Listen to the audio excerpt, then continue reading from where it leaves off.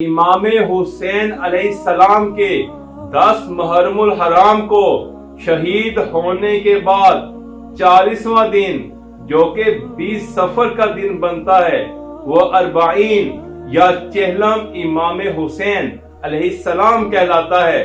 جب یزید نے خاندان نبوت کو رہائی کا حکم دیا تو بی بی زینب سلام اللہ علیہا نے فرمایا کہ ہم پہلے اپنے شہداء کی قبور کی زیارت کے لیے کربلا جائیں گے، اس کے بعد ہم واپس مدینہ لوٹیں گے۔ بمار امام سجاد علیہ السلام نے جو کہ اس قافلہ کے سردار بھی تھے، انہوں نے راستہ بتانے والے شخص بشیر کو یہ حکم دیا کہ پہلے قافلے کو کربلا پہنچائے۔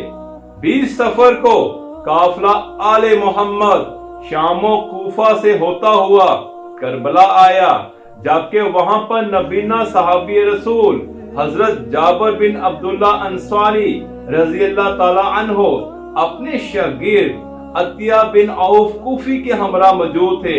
ان کے ہمراہ قبیلہ بنو ہاشم کے چند دیگر افراد بھی موجود تھے۔ بعد ازاں اطراف میں رہنے والی عورتیں بھی اس اجتماع میں شامل ہوتی گئیں۔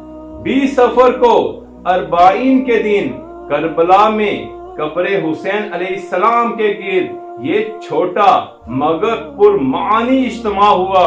بی بی زینب سلام اللہ علیہا نے امام علی مقام علیہ السلام کی قبر پر جا کر فرمایا کہ اے میرے بھائی، دیکھیں فاتح شام زینب آئی ہے اور آپ کے سایہ سے محروم ہو کر مدینہ جا رہی ہے۔ اربعین یعنی چہلم امام حسین علیہ السلام وہ دن ہے جب پیغام حسینی کو زندہ رکھنے کا پرچم لہرایا گیا۔